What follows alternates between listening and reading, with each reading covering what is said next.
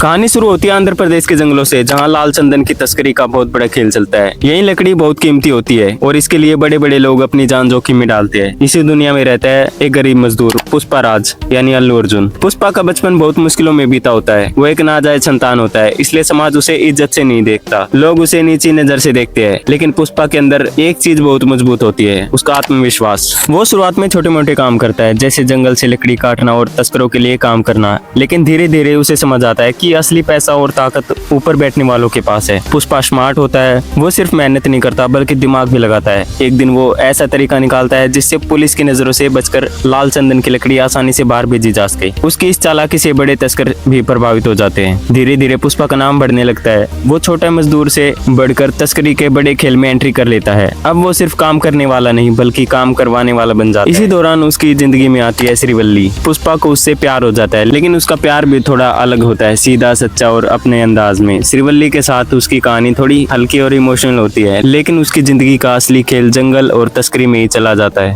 कहानी में कई दुश्मन भी आते हैं। एक तरफ बड़े तस्कर होते हैं जो नहीं चाहते कि पुष्पा उनके बराबर खड़ा हो। दूसरी तरफ पुलिस होती है जो इस पूरे नेटवर्क को खत्म करना चाहती है, लेकिन पुष्पा किसी से डरता नहीं है। उसका एक डायलॉग, पुष्पा नाम सुन के फ्लावर समझे क्या, फायर है मैं, यही उसका एटीट्यूड है। वो हर बार अपने दुश्मनों को चालाकी और हिम्मत से हरा देता है, चाहे पुलिस हो या बड़े तस्कर। पुष्पा हर किसी को मार देता है। धीरे धीरे पुष्पा इस पूरे रेड सैंडलवुड नेटवर्क का बड़ा नाम बन जाता है। अब लोग उसे डरने लगते हैं और उसकी इज्जत भी करने लगते हैं। लेकिन कहानी में असली टर्न आता है अंत में। एंट्री होती है एक नए खतरनाक पुलिस ऑफिसर की, भंवर सिंह शेखावत। वो बाकी पुलिस वालों जैसा नहीं होता। वो बहुत चालाक और क्रूर माइंड गेम खेलने वाला है। वो आते ही पुष्पा को टारगेट करता है। क्लाइमेक्स में भंवर सिंह और पुष्पा के बीच जबरदस्त टक्कर होती है। भंवर सिंह पुष्पा को सबके सामने नीचा दिखाने की कोशिश करता है। ये बात पुष्पा को बुरा लग जाती है और वो मौके का इंतजार करता है और अपनी शादी की रात उससे बदला लेता है। पुष्पा झुकता नहीं है, उल्टा वो उसको ही शर्मिंदा कर देता है। ये सीन दिखाता है कि पुष्पा अब सिर्फ एक स्मगलर नहीं रहा, वो एक ब्रांड बन चुका है। पुष्पा अपनी पावर और रिस्पेक्ट दोनों बना लेता है, लेकिन असली लड़ाई अभी शुरू हुई है, क्योंकि भंवर सिंह अब उसका सबसे बड़ा दुश्मन बन चुका है। आगे की कहानी पुष्पा 2 द रूल में दिखाई गई है, जहाँ पुष्पा वर्सेस भंवर सिंह का फुल वॉर देखने को मिलेगा। तो दोस्तों, आपको क्या लगता है, क्या पुष्पा सही है या गलत? कमेंट में जरूर बताओ और ऐसी स्टोरी एक्रेन के लिए सब्सक्राइब करना मत भूलना।